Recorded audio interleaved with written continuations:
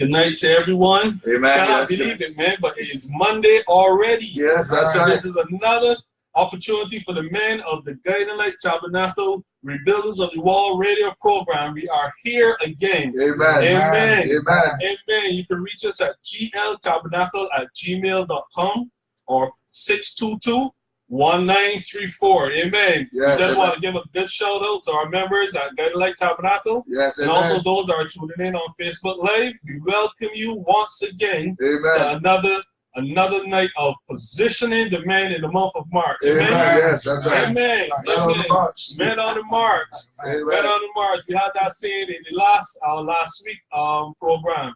So men are on the march definitely again for this second program in this series. And right now we just want to get a quick recap of what we did last week.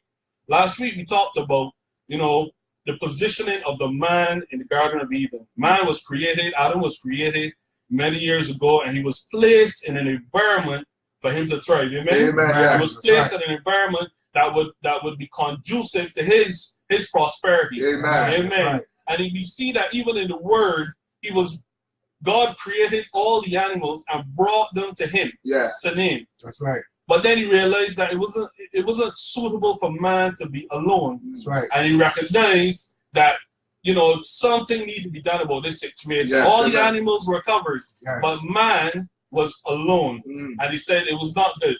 And he decided, you know what, we're going to create a suitable helpmeet for man. Amen.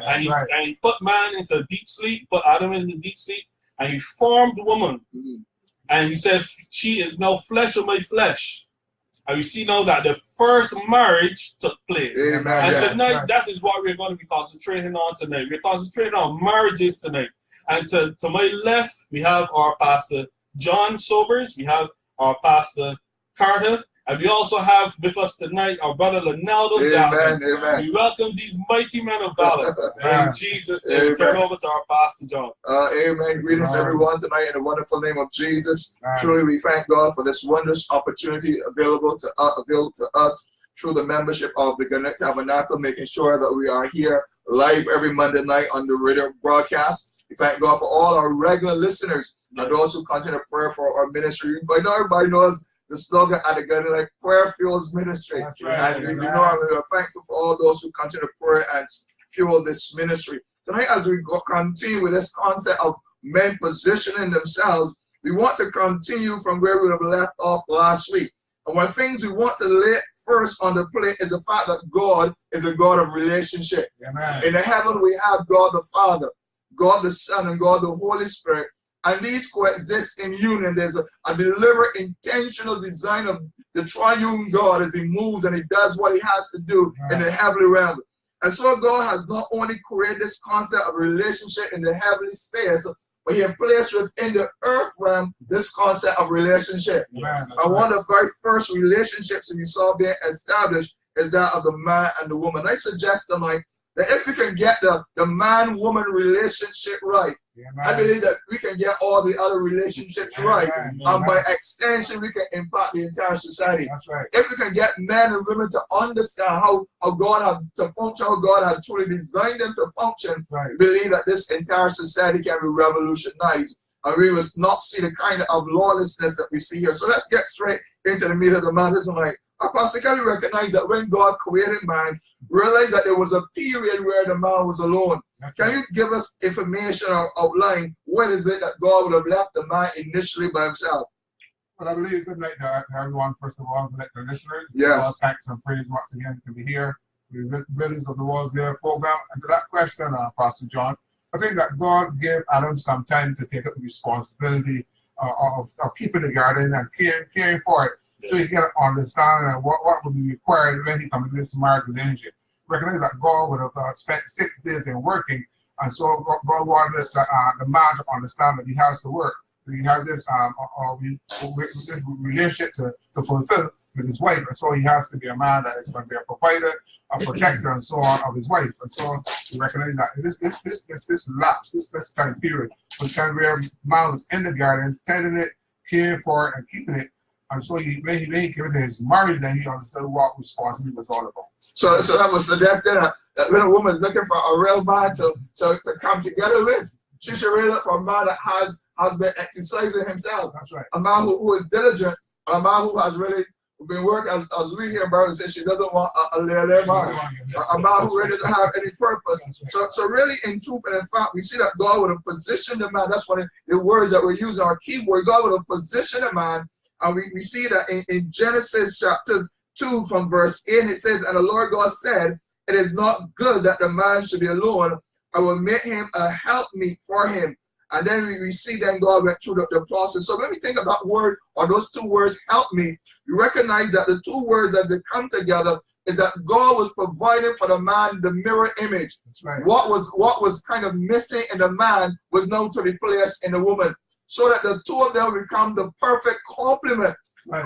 Coexisting in harmony. And so therefore when we use the word submission, is not a sense of the woman coming behind the man, but the sense of the woman being the perfect complement to help to bring the man and the entire family structure to full purpose. Amen. So our brother Marty realized that God did not really go back into the earth and bring the woman out of the dust. So why do you think that God did not go back and bring the woman out of the dust? Because I believe that, when he created man, everything that he wanted was right there within him. Amen. And we recognize that everything he created out of the dust of the earth. The animals came up from the dust of the earth. Man was created with the dust of the earth. But woman came out of the man. Amen. To show that she is part of him. Yes. And that's what he said, flesh of my flesh. And you see that relationship was a special relationship that was created there. Because we recognize that, as you started off by saying, God is a God of relationship. Yes. Right. And you recognize that I believe when Adam was looking at her and saying all these things, he was happy. Hallelujah. He was happy. Amen. He looked at all that was created and God brought to him, and he named the animals, and this seemed very well and taken care of. But it was like if he was missing something. That's right. And God was like, you know what? I know what you need. I know what you need. And I think today as men, that is what is being placed within us. We have this thing where we're as Pastor said, we're supposed to be productive. We're supposed to be going forward. We're supposed to be good. But at the end of the day, we, as human beings, we seek that relationship. Amen. We seek that help me. Yes. And God knows that we seek that help me.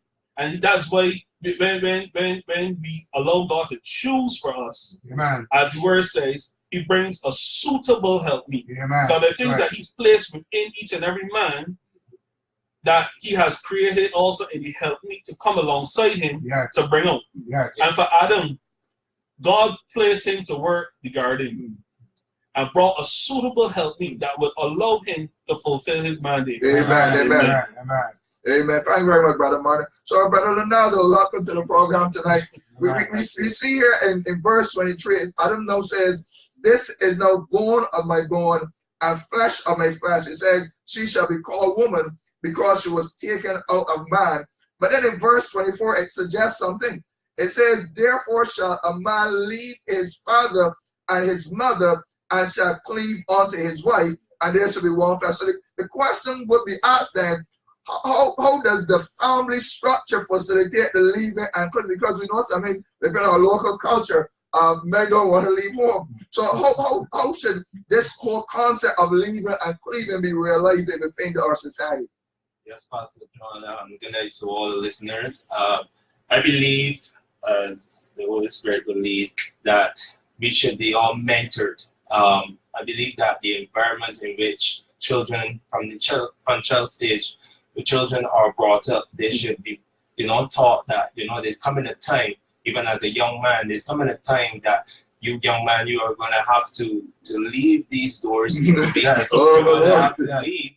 And you're going to have to cleave to a young lady. And the thing is that if the young man is not mentored or taught, then it's going to become like a surprise to him. How do I do this thing? What steps do I do? But you see, when you get to a certain age, it becomes harder. So I really believe, Pastor Sobers, is that it should start from the child. Create that environment in the home that when it starts from the child, it becomes easier. Right? They're well thought. Well, it's time for me to go out. They taught how to leave and what to do, and that is where I believe that God will have us to be even as parents and as men, to teach our children. Amen. That touches one of the things that we had closed off with last week.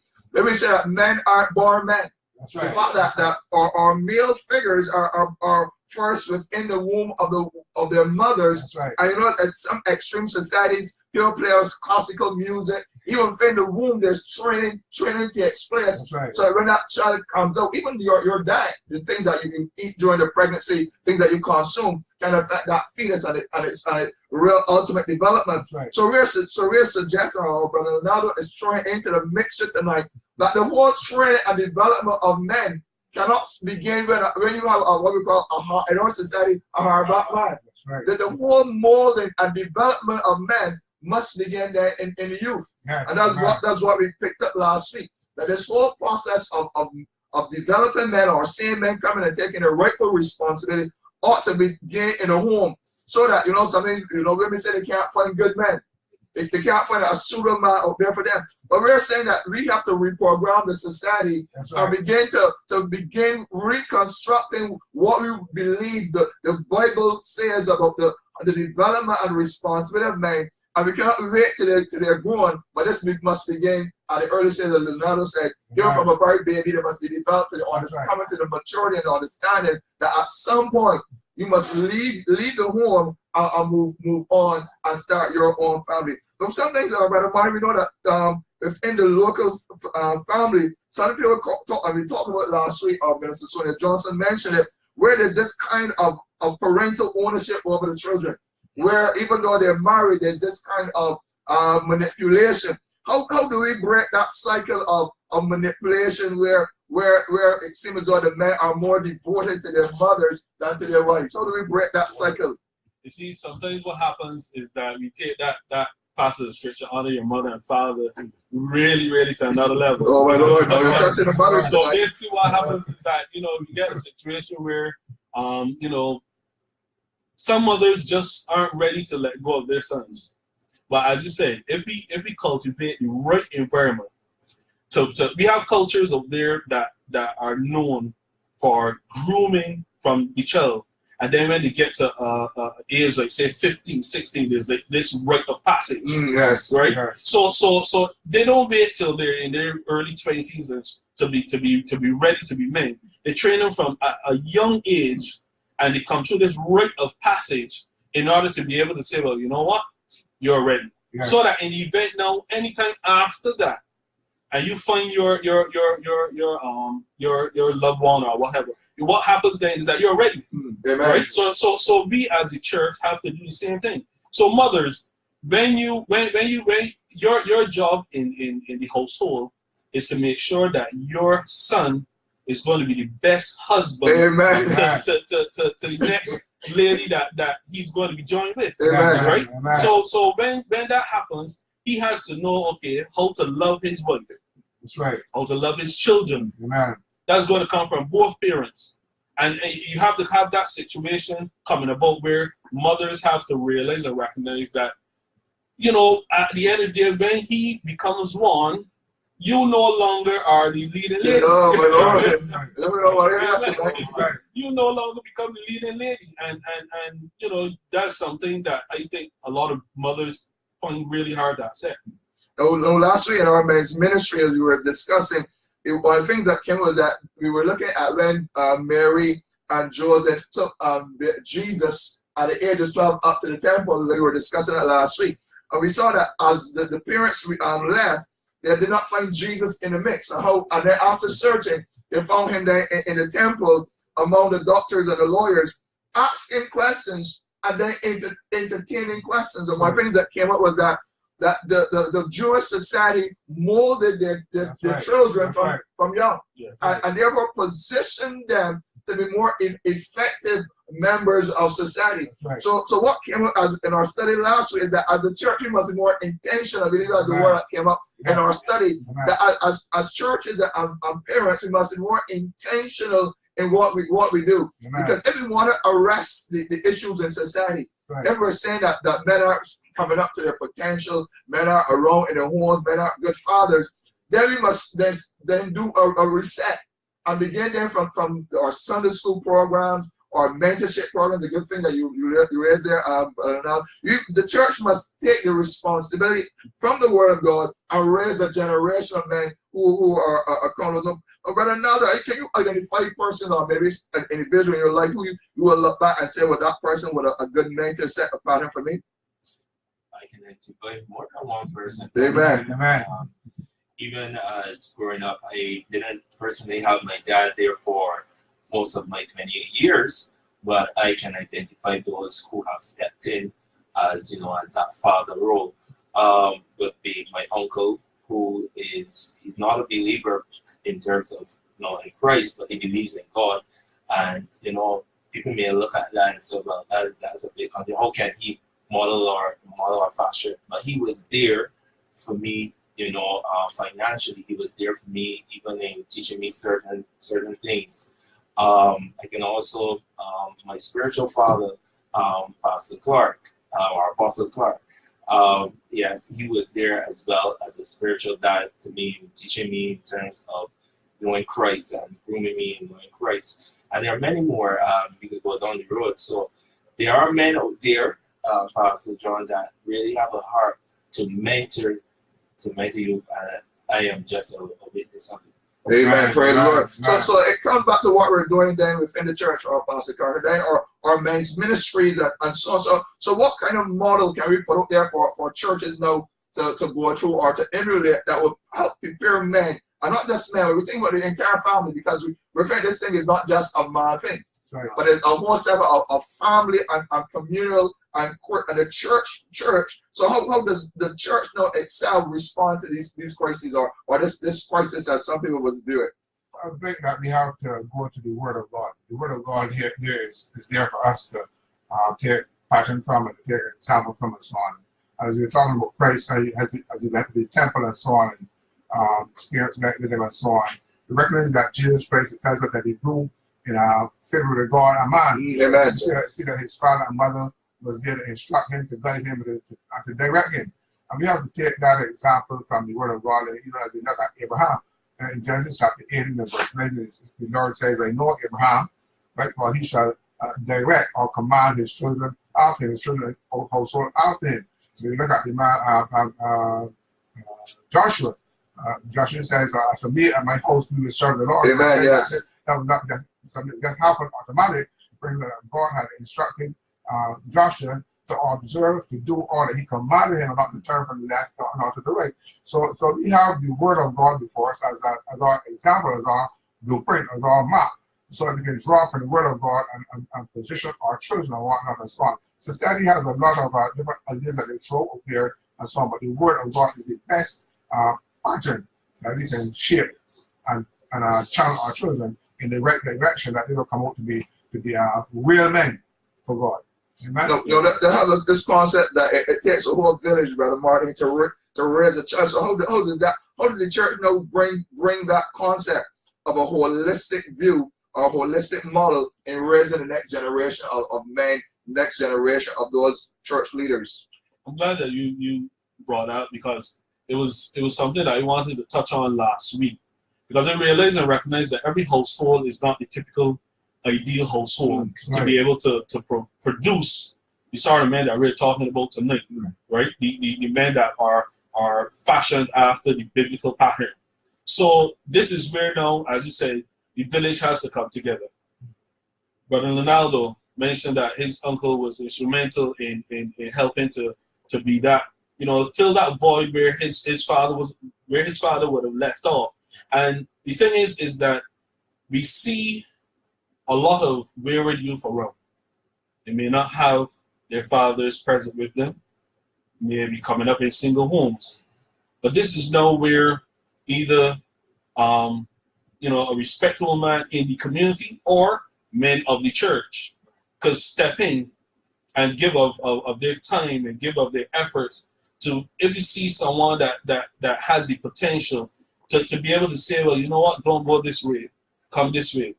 And I think that's what is needed in society today, because we're seeing a lot of negatives coming out, right? We're seeing a lot of negatives coming out in our men, young men and young women. And then we're asking ourselves, okay, so where are the parents? That's right. We're asking where are the parents? But then the thing is that in these situations like those where the parents may not be near, then we now have to take up the slack. Amen. We now have to be able to step in, and the thing is that the way we approach them, especially the youth, the way we approach them, Yes, amen. is going to be key because you know they're already in a stage of rebellion. Yes. So you don't want to come at them like, you know. So you gotta come with love. You know, I read passage of scripture in 1 Peter 3:1, where it talks about marriages, and it talks about the woman, right? Basically relating to the husband that may be unsaved, and basically saying, well, look, it is your life that is going to cause him to come to God. Yes, amen. You understand? So basically, they say, and it goes on to say, your beauty is not in braiding hair and on the outward appearance, but your beauty really comes from within, right? And that's what sometimes we as those on the outside looking in, we have to bring that same beauty, that same love, that same compassion to these young people that may not be experiencing that same thing from their mothers and fathers. So as it comes back, then we're using that word intentional, and the concept that is that there's a pattern that heaven has established. That's right. First, that vertical relationship between the man or the individual and God, and then building out then what we call the horizontal relationship, the relationship between our spouses.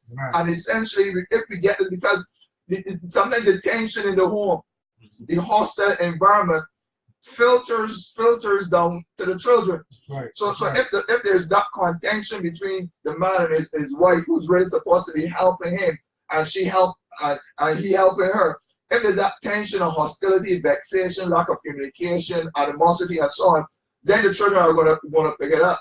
And then the whole concept there of taking sides. So as further down in that 1 Peter chapter 3, it says in verse 7, it says, likewise ye men, dwell with your wife according to knowledge, giving honor unto the wife as unto the weaker vessel, as being heirs together of the grace of life, that your prayers be not hindered. So we see then that there's a knowledge component then within making the relationship work. There's a knowledge component that, you know, I believe that if we had to pull the man here tonight, that we would suggest that we would have read some extra books, apart from just maybe the scriptures, apart from maybe being mentioned and saying other marriages working. We probably would have taken time out to read some books to help develop, because one thing is that marriage needs attention.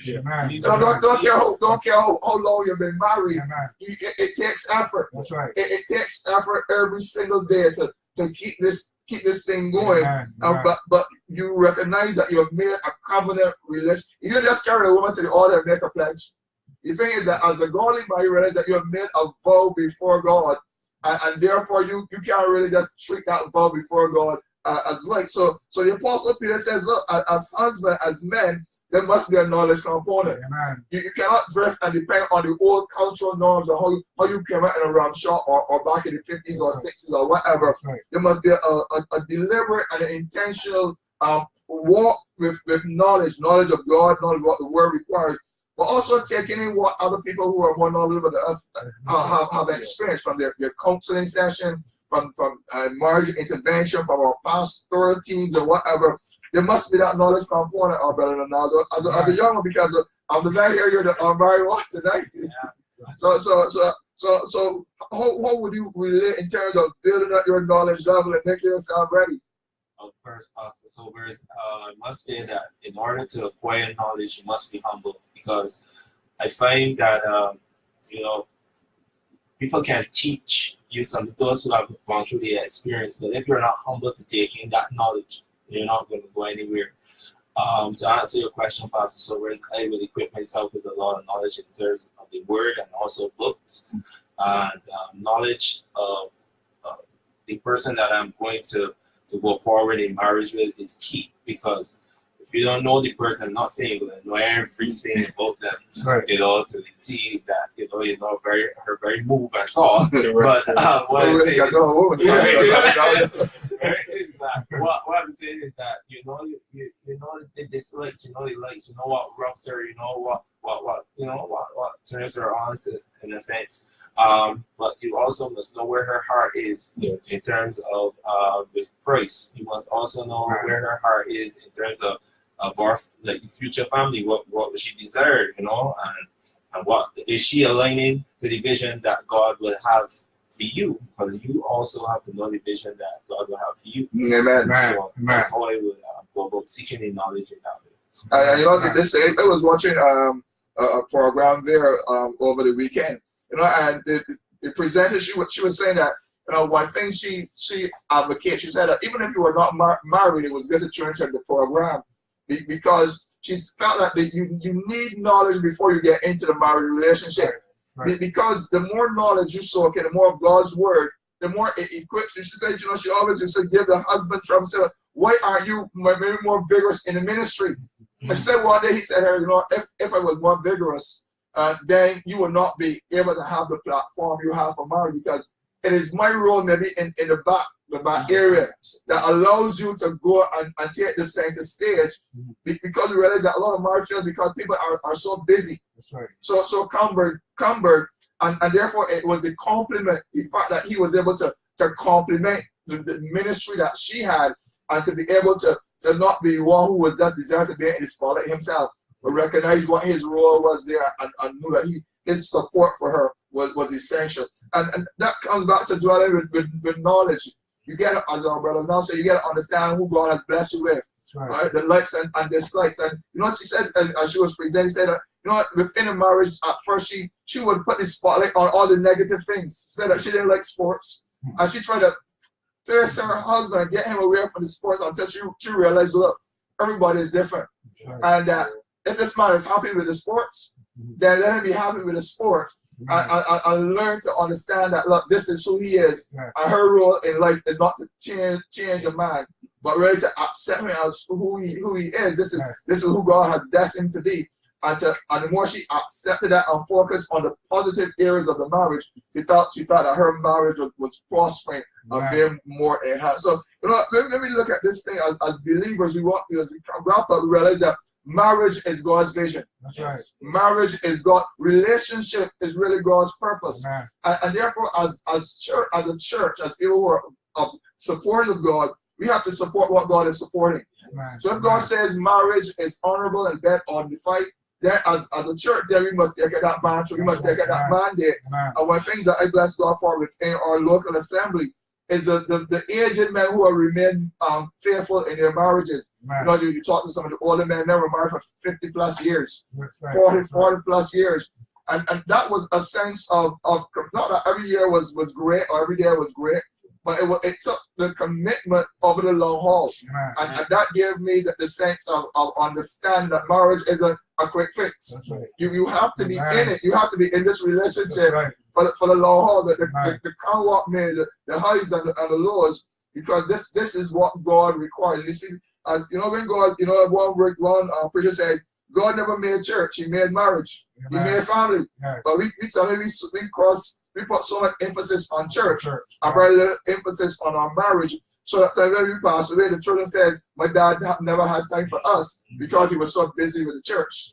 Otherwise, some feel neglect because we are not balanced. We are not balanced. Balance our lives and understanding the real value that God places. So when you are, as we close up tonight, when you are a divorced woman, the thing is that as you're a Christian woman, you have to promote marriage, because it's not God that will have caused you the hurt and the pain in a relationship. It's that the relationship went wrong.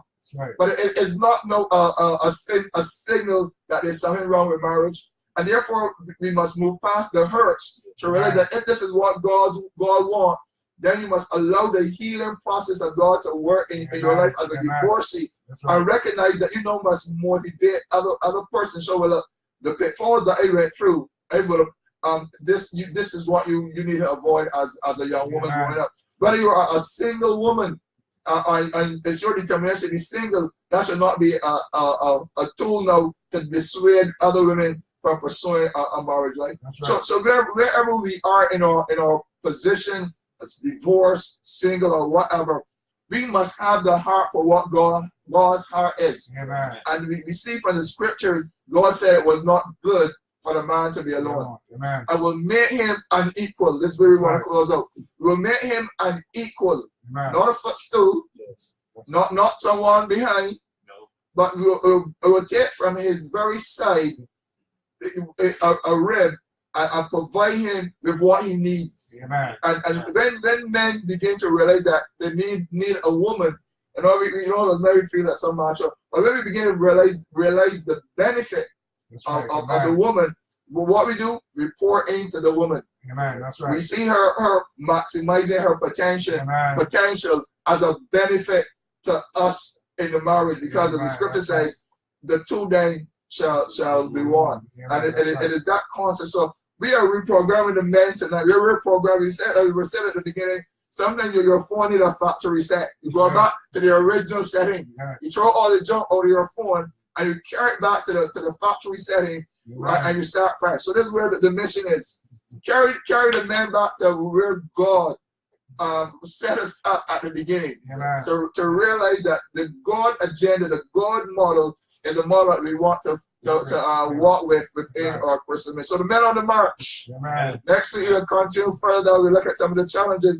And even though it's on the Facebook page, you can send in some of your questions, and we will try to tackle some of the questions that you leave for us next week. So put those questions, those issues that you want to raise on the Facebook page tonight. Don't log out until you set up your questions. When we come next week, we'll take the rest to try to answer some of your challenging questions. So this has been the Rebuilds of the Walls program, brought to you by the Good Lake Tabernacle located in Marshall and Parkinson Gap, Fairfield Cross, Richard Bridge. And remember, we are raising a next generation of great men. God bless you tonight. In Jesus' name, amen.